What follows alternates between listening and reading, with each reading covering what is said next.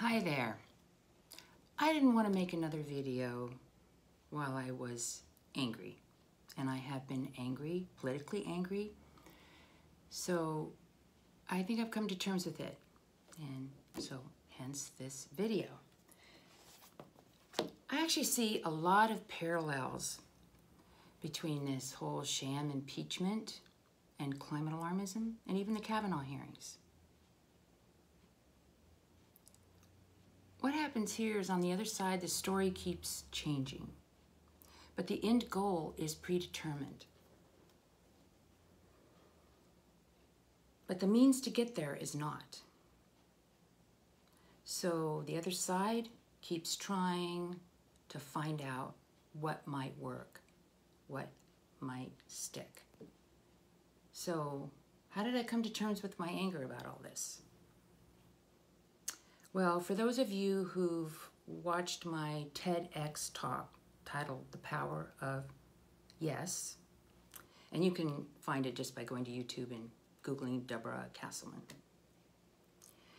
You know that I work hard to reframe issues, to put them in a positive light. So here's my reframing. How is this a good thing? What the mainstream media, fake news media, what they're doing. How is that good? Well, in my case, as some of you will see from my Climate Alarmism Made Me Walk Away video, that's the title, YouTube video, and Problems with the Green New Deal. What happened to me was, and it was shocking, over a period of 6-7 years, as I looked more and more into the science behind the global warming issue, because at first I thought it was a problem. I consider myself aligned with scientists, with scientific thinking, and I didn't realize how bogus, how weak the science was, that this wasn't like other areas of science. Some areas of science are good, and some aren't, okay? So what's been good about this for me is that, and maybe for you too, is that once your eyes are opened, that you can be fed a narrative that isn't aligned with what you see as truth, you can start to think for yourself.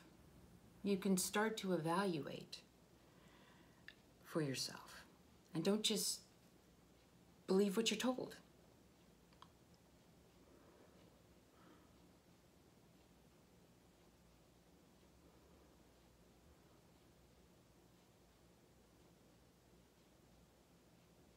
Here's another thing I'd like to say about the whole sham impeachment thing. And I haven't heard this on the news. Don't vote for a Democrat, period. I don't care how they vote on the impeachment issue, if they vote for Trump. It doesn't matter. It's a numbers game, people, okay? You cannot let the Democrats have the majority in the House. If they do have the majority, even if the individual Democrats are nice people, even if they tend to vote with Republicans occasionally, doesn't matter. Doesn't matter. You cannot let the Democrats have the majority in the House. There will be endless investigations, endless stupidity. Oh, I try not to use that word stupidity, but anyway, endless, well, we see what happens. So don't. You cannot vote for a Democrat, even if you like the Democrat in your congressional district, even if they vote to not impeach Trump, President Trump, doesn't matter. Don't vote for them. And any Republican? Well, no Republican would. You know why? Because if they vote against Trump in any way, shape, or form, sorry, you're toast. That's it. You're toast. And they found that. The other Republicans that didn't like Trump so much, you notice that they're out. They'll never be popular. It's a different Republican Party now.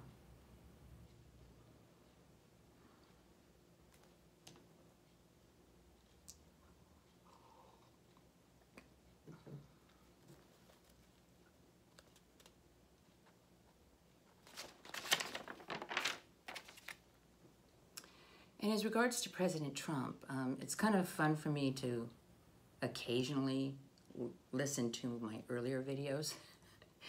I had actually never heard this when I made the statement. I thought I was going out on a limb in my Climate Alarmist and Made Me Walk Away video of October of a year ago. I said, I think President Trump is going to go down in history as one of our greatest presidents ever. I'm going to go out on a limb here. Well, what's so funny is so many people say that now.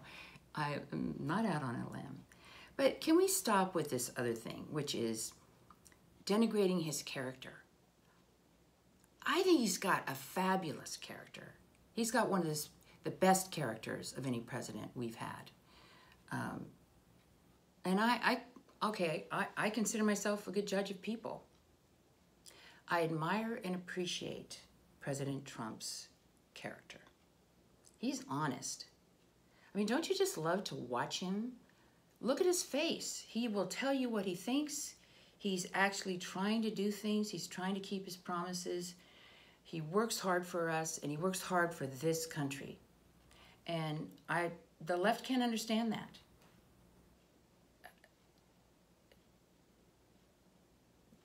They just see something else.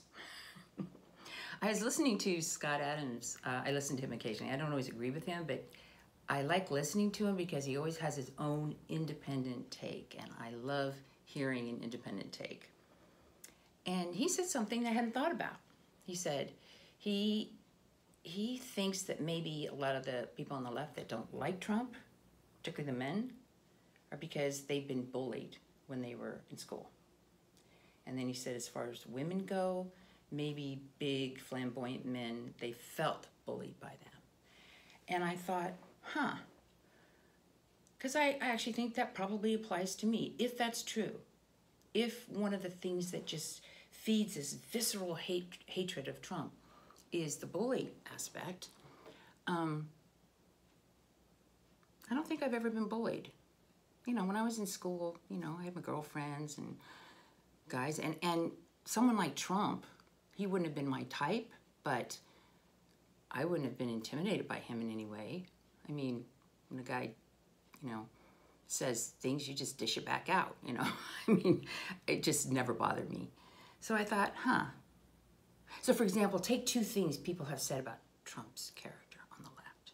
They find it just so horrible when he said, wow, you know, he once said, I could go out into Fifth Avenue or whatever and shoot somebody and I'd still have followers.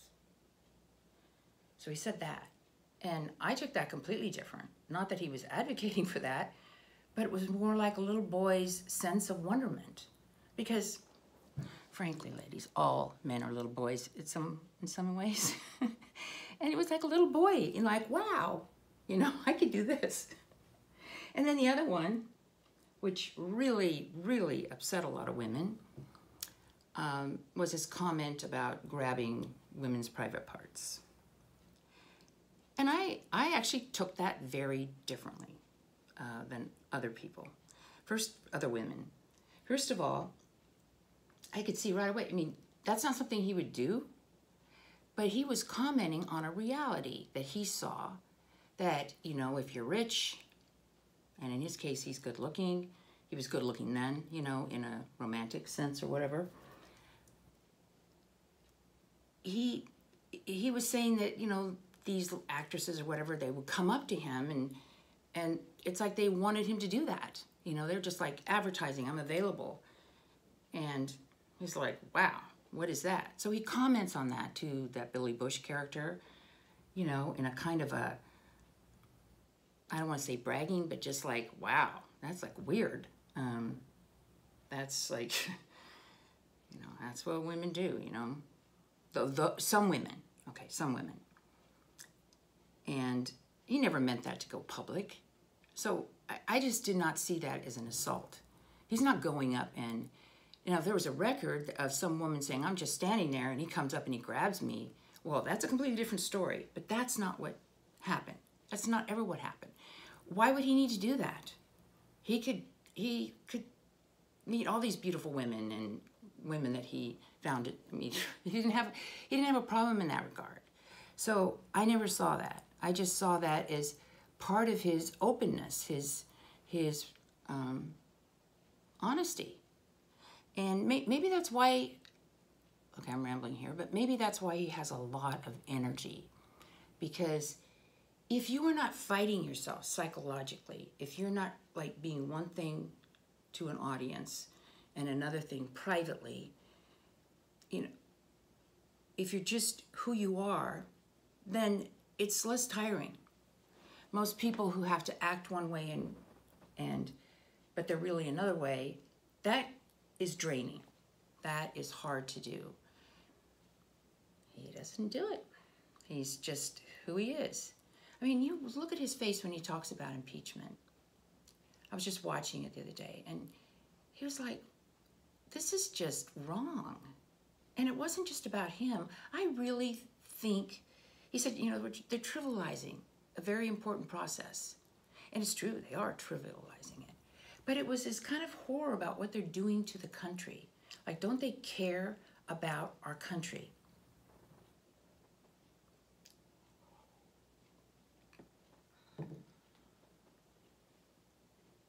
There's another thing, and some people, even on the right, like to say, well, you know, I liked Trump, but I wish he'd stop his tweets. I'm sorry, people, that's not the way it works. I call it two sides of the same coin. Now, I've gone through in my life a lot of what you might call inner growth, self-therapy, things like that to heal things, and spiritual things, you know. And one of the things that resonated with me was this whole two sides of the same coin. And one of them was Joel Goldsmith, a mystic writer. And he said, you know, if you're the kind of person who gets really, really happy when you get a compliment, okay, or you win a prize, if you get elated, well, the other side of that coin is when you get criticized or you lose or whatever, you're going to get deflated. You can't have it both ways. Whereas if you're kind of even keel, so it's more like ripples on a pond, where, yeah, that's nice. Like if you get a nice, good thing happen. Then when a bad thing happens, it doesn't affect you as much. It's just a little dip in the wave. So here's the thing about two sides of the same coin. I had a girlfriend once that was complaining to me about her husband. And now she had married this man because he was such a nice person. Really nice person. And she fell in love with that. But there were some shenanigans or whatever going on at his work, and he ended up getting fired. And she told me she was so mad at him because unlike her, she would have seen the signs. But see, he was so nice, he didn't see the signs. So she was angry at him for being who he was, which is a nice person. And one of the reasons he just doesn't see kind of the ugliness out there, if you will. And he got another job right away, that wasn't an issue. But that really got me thinking about, so she wanted a nice husband, but then she also wanted a very savvy, he could see things that, you know, other people couldn't see. Well, I'm sorry, you can't have it. You can't have it both ways. So if Trump didn't have his tweets, if Trump wasn't a fighter, if he didn't do the things that he does, he wouldn't be able to do the things he does for our country. He wouldn't be able to break through. Any other Republican, except maybe Ted Cruz, wouldn't have gotten us out of the Paris Climate Accord, which, by the way, was, as you know from my other videos, that's the reason this longtime Democrat, moi, became a Republican initially. And President Trump is the best one to do it. He can take on that battle. He's the only one that can do it. So all his fighting, or whatever, his character enables him to do that. And he is the least, I have to say, I love watching him. He is the least, what's the word I'm looking for? The least racist, maybe, person I know. And racist, I don't know if he's the least sexist, but whatever, but close enough. But against, he sees people as equals. I was watching, I love to just watch him in action, and it was a talk. Oh, I'm sorry, I don't remember the name of the group, but it was like the Israel American Israel Coalition, some kind of group, Jewish group in the U.S. And he gave the talk, and at the very end of the talk, I was watching it on YouTube, doing my chores in the kitchen, and he talked about this song, God Bless America. Irving Berlin apparently had written it after the Holocaust or after World War II. And so I thought, well, I could turn it off and go listen to something else, but I thought, no, I'll listen to it. I was feeling a little patriotic and all that. And I listened to it, and it was a beautiful song. And then afterwards, the singers were there, and I hadn't realized it, but they were young people like that were blind, a couple Down syndrome, like in wheelchairs, you know, we used to call handicapped people or disabled or whatever. And Trump, you know, was putting his arm around them, and his comfort level was so clear. He was so warm, so that it brought tears to my eyes, and pride in our president, pride in our country, and then obviously a little bit of anger, because it's like, how can you so mischaracterize this man? How can you do that? It's wrong. It's wrong. It's, another time I heard him speaking to, you know, you see him when he's around blacks. I mean, he's so comfortable. There's none of this like, oh, you're black, you're this, or whatever. And with women in a professional setting, so comfortable. He has a little tiny bit of the old school, or, you know, you'll kiss him on the cheek. But, you know, I get that too. You know, just like some of these older gentlemen, that's just how they're used to treating women. But he's very professional. And then, this is another thing. He will, and I've mentioned this in another video, so I don't like to repeat myself, but I'm going to do it anyway. He will insult you back. And that's the height of respect, really. Because if you insult him, he will insult you back. He's not going to treat you with kid gloves. He's not going to act like, oh, you're weak. You know, I have to be so careful. And people go, oh my God, how can you do that? No, that's actually a sign of respect. He's saying, you're in the arena, you're playing, and you insult me, I'm going to insult you back. It's a very simple rule. Anybody knows of a time when he's insulted someone who has not insulted him first, let me know, because I have not seen it. And I watched. He's amazing. Which, you know, what's kind of funny, there was a period of time when people were talking about, I'm jumping around here, I admit it, where people were talking about, oh, there could be a recession, that would hurt his re-election chances. And I'm like, seriously, folks? Even if we had a recession, would you want one of those Democrats in charge? Oh my God. No, if we have a recession, I want President Trump in charge, because he's going to fight to fix it as much as he can. He's going to just go, go, go. It's like, why would you want anybody else? Why would you want anybody else? It's like, no, I don't care. Even if there is a recession, which there obviously hasn't been. It's just amazing what he's doing. My only concern is 2024. What happens then? By the way, I'm not going out on a limb here. Electoral college-wise, Trump is going to win big. Big, big, big. First of all, as I mentioned in an earlier video I did about why Trump will win in 2020, gosh, that was last January already.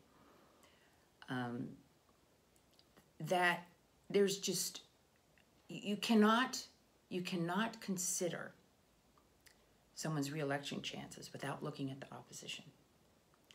Because it's both voting for that person, the Democrat, or voting for President Trump. And there's just no candidate out there. I mean, I was talking to a Democratic friend of mine who also does not like the whole climate alarmism stuff, is really bothered by it. Doesn't really care for Trump, but confided to me the other day that he's thinking about maybe not being a Democrat anymore. And he was like, that was hard for him.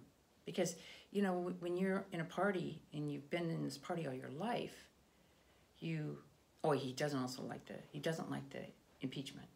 So I don't think he's going to vote for the Democratic nominee. I can't speak for him, okay? I think what he'll do is do a protest vote.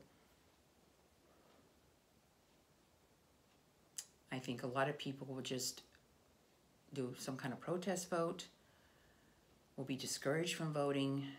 Maybe they won't be able to vote for President Trump, but he is going to win big, big.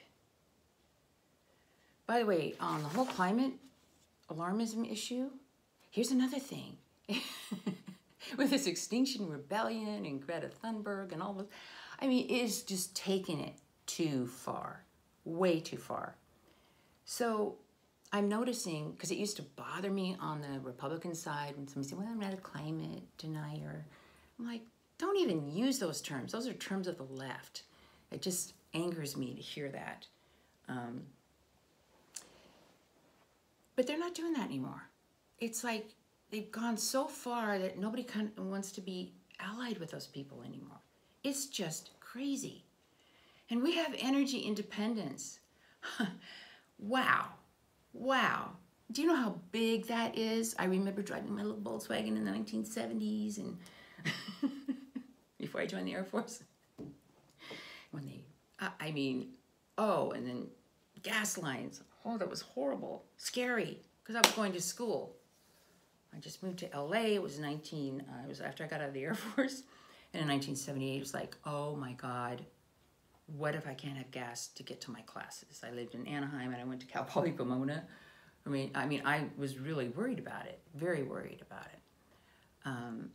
There were all kinds of things like that going on. And we don't even care what happens with Saudi Arabia and other, the Middle East and the oil. We have energy independence. That is just so huge.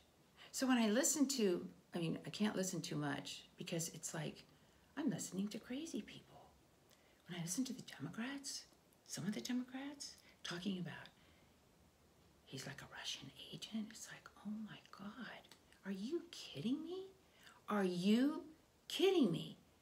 It's like you can be smart in one area and not smart at all in another area. First of all, the best thing for Russia, let's say, in terms of the U.S., would be for a Democrat to get elected. One of these Democrats, because all the Democratic candidates are crazy about climate issues. I mean, it was like horrific listening to them. It's like, oh my God. It's like mentally retarded people. I'm sorry, I don't mean to, that's a bad word. I think you don't even supposed to say that anymore. But it felt mentally retarded. Like something's wrong with their brain that you would do that. It's the things that they were saying. But what that means is that they are advocating shutting down our oil and gas industry. Do you understand how that would help Putin and those in the Middle East who have oil? I mean, huge. And they can control it. Why would you want to unilaterally ruin the best economy in the world? By the way, I'm really happy about the Brexit vote and Boris Johnson's victory. But I heard his speech, and in his very short, like, acceptance or whatever, he mentioned, you know, get along with people in doing things about climate change. And I thought, he is no Trump. Okay, great, they're going to have Brexit. But those poor European countries, I would never invest in them. They are just hurting their economies like you would not believe with, and same with Canada, with these crazy virtue signaling. One of the things that's happened to me, and this is related to that, over time, is I see the globalist, how I used to kind of be a globalist, and I hadn't realized it, as opposed to, you start small, you support your team, you support your family, you support your country, okay? And then you help other countries. But you have to make your own country strong first. And I guess that's called nationalism, and I'm very, very much in favor of that now. But why would, I mean, these people that jet around, go to these conferences, I just saw in the Wall Street Journal a little video, I didn't even know what happened. Do you know Nancy Pelosi and a bunch of Democrats flew to Madrid for this recent COP, Conference of Parties, to talk about how, well, we still support the Paris Climate Accord. I'm like, this was in early December. What the hell? What are they doing over there? Okay? What does it have to do with fixing problems in our own country? And going against our stated, it was just insane. It's just insane. And so when I see people who are doing this, they don't really care about our country. They really don't. They don't understand about making our own country strong. They don't understand about patriotism. But all the people on the right do. At least the new right, the right that I'm a part of now, and Trump is a part of. You know, the Republican Party is not the old country club Republican Party anymore. It's actually of working class people, of smart people. Wow. I mean, you should watch some of those walkaway videos. They're astounding, okay? Brandon Strock, what he's done has just been amazing. And one of the things is every single one of them started looking into things for themselves, looking into issues for themselves. And they decided to walk away from the Democratic Party. It's like, these people are smart. These people are really smart. I was listening to a guy named Kingface, I think is his name. Oh my God, such wisdom. There's this black guy that, you know, supports Trump, and oh my God, just, it's like such intelligence and wisdom. I'm going to listen to him more. I mean, I love to listen to him. It's like empowerment, because everything on the left now is really about mental illness. Sorry, it's about mental illness. High anxiety. We have the best state of the world that we could possibly have right now, especially in our country. And yet, so when I was younger, I thought, well, when you fix this problem and that problem and this problem, people will be happy. No, it doesn't work out that way. It's like, if you have free-floating anxiety in your body, it will latch onto something. So, isn't it interesting that they latch onto something that isn't even real? That isn't even real. Whether it be Donald Trump's Orange Man bad stuff, or climate alarmism. I mean, what a joke. I mean, let's just call a spade a spade. Those models are so wrong. They're so wrong. They took one variable, carbon dioxide, and tried to make it into the control knob on the climate. Now, I don't need to go into all that now, but it's just, call a spade a spade. It's just nuts, people. By the way, if you don't haven't yet subscribed to Tony Heller's YouTube channel, Heller, subscribe, hit the button. He comes out with a new video almost every day, and it's very, very well done.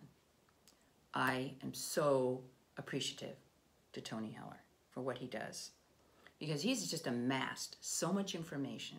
He's clear thinking, he's got a scientific mind, he's been in this game, and he's just like, well, he's mad. He's mad. He's angry at what's happened, and he's like, I'm not standing for this. And so what I love, and you'll love it too, is that he puts up newspaper headlines from a long time ago. So every time there's a news story like, oh boy, you know, we have the worst storm of this or whatever, he'll just debunk it. And he does it with humor, and I'm so happy. He's up to like 60,000 subscribers. When I first started listening to him, just a couple thousand, I think. And I thought, my God, people have got to see this. He is so good. He is so good. So, I can see I'm almost at 32 minutes. That's probably long enough. I don't usually ask this, but do subscribe if you like, because as I'm just, and leave comments, because I get notification of all comments, and I try to respond. I usually do respond, as you'll see. I love reading what people have to say. It's a conversation. But if you don't like Trump, or if you think climate change is real, it's like, I have the option, and I do it. It's like, I just hit remove. I don't need that BS in my life, okay? And I feel very good when I do that, when I get one of those kind of comments. Not too many, okay, because most people don't want to hear. I love hitting remove, okay? Like, I don't worry about what social media says or this or that. It's like, you don't have to read it, people. Don't read it. You know, declare your independence, okay? And if you're going to insult my president, I am going to say something, okay? I did that on a trip to Chile. Okay, this is my last story. On a trip to Chile, I was so pissed off. So we were out there looking at the stars, and I love the southern sky. I know all the constellations and this and that. So it was in the Atacama Desert. It was at the Caltech group, blah, blah, blah. And the Chilean guy, he was like an amateur astronomer. And maybe because he thought we were more scientifically minded because we were associated with Caltech, he thought. So he's telling us little stories about the stars. He was actually good. He knew his stars, because I was checking his facts just to make sure he wasn't feeding us bad information. But he said something like, you can be big, but not very bright, like Donald Trump. And I said, hey, I just yelled out. I came here to look at the stars, not to hear my president insulted. And I stalked away. And the whole group was like, oh, oh, oh. But I think I shamed him. I shamed him because they all looked shocked. But it's like, who the hell are you? I'm in your country and you're insulting my president? What makes you think you have the right to do that? So the leader came over and he talked to me about how he and his wife disagreed on Pinochet, in Chile and all this and stuff. And I said, I don't want to listen to that guy anymore. I'll just sit here. And later one of the women said, Deborah, I didn't vote for Trump, but that was wrong. He shouldn't have done that. And that's just what I do now. Okay? If you're going to insult my president, and I encourage all of you to do the same, you can just say, hey, this isn't the time. Like, I go to my hairdresser, she's like so cool. She just says, no politics in this place, because, oh my God, in the area I live in, there's so many, like, Trump derangement syndrome people. It's like amazing. Although it's not as bad as it was. People do recognize he's accomplished a lot.